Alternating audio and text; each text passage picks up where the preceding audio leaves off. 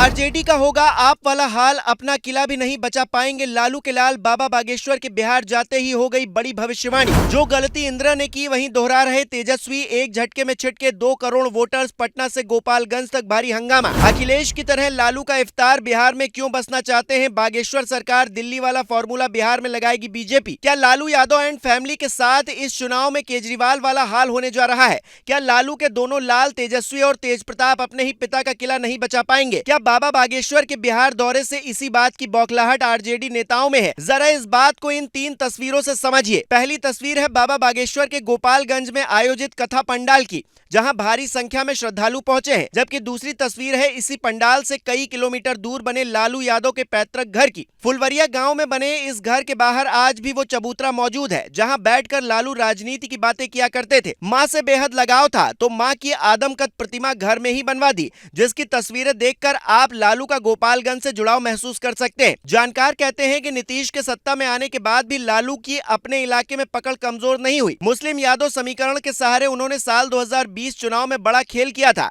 और इस बार 2025 के चुनाव में भी बड़ी तैयारी में है। लेकिन बाबा बागेश्वर जैसे बीते कुछ दिनों में 2 बार बिहार पहुंचे। पहले पटना में 10 लाख की भीड़ उमड़ी और अब गोपालगंज में कथा करने पहुंचे। उसने आरजेडी की टेंशन बढ़ाकर रख दी है, क्योंकि बाबा बागेश्वर हिंदू एकता और हिंदू राष्ट्र की बात कर रहे हैं, जिसका सियासी मतलब निकालें तो इसका नुकसान आरजेडी को होना तय है। बिहार की आबादी करीब 13 करोड़ है, जिसमें से 14% आबादी यादवों की है, यानी कि करीब 2 करोड़ से ज्यादा वोट पर आरजेडी अपना अधिकार मानती है। लेकिन बाबा बागेश्वर की कथा से जैसे ही हिंदू एकजुट होंगे, आरजेडी के हाथों से ये वोटर छिटक सकते हैं। बीजेपी ने यही प्रोग्राम दिल्ली चुनाव में भी किया था। आपको याद होगा कि चुनाव से ठीक पहले दिल्ली में सनातन धर्म संसद का आयोजन हुआ।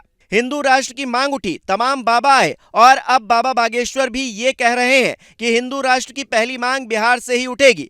तो क्या आने वाले दिनों में बिहार में कोई धर्म संसद होने जा रही है? हिंदुओं को एकजुट करने के लिए संतों को आगे लाकर बीजेपी दिल्ली वाला फॉर्मूला लागू करने जा रही है क्या? ये एक बड़ा सवाल है। अगर ऐसा हुआ तो आरजेडी और कांग्रेस के लिए बड़ा झटका होगा। कुछ महीने पहले 4 विधानसभा सीटों पर हुए उपचुनाव के नतीजे ये इशारा करते हैं कि मुस्लिम और यादव बहुल्य सीटों पर भी आरजेडी अपनी पकड़ खोती जा रही है, क्योंकि बिहार जाति पाति की सियासत से ऊपर उठना चाहता है, जिसका फायदा नीतीश और बीजेपी को मिल सकता है। शायद यही वजह है कि आरजेडी विधायक चंद्रशेखर ये कह रहे हैं कि बाबा बागेश्वर संविधान विरोधी बातें करते हैं, वो आसाराम और राम रहीम की कैटेगरी वाले बाबा हैं, उन्हें जेल में डाल देना चाहिए। लेकिन सवाल है कि बाबा बागेश्वर पर क्या ऐसा कोई मुकदमा है? जो व्यक्ति हिंदू राष्ट्र की मांग कर रहा है, लोगों को सनातन से जोड़ रहा है, उससे किसी को क्या खतरा हो सकता है? बाबा बागेश्वर तो ये तक कहते हैं कि हमें अगर बिहार आने से रोकोगे तो यहीं बस जाएंगे।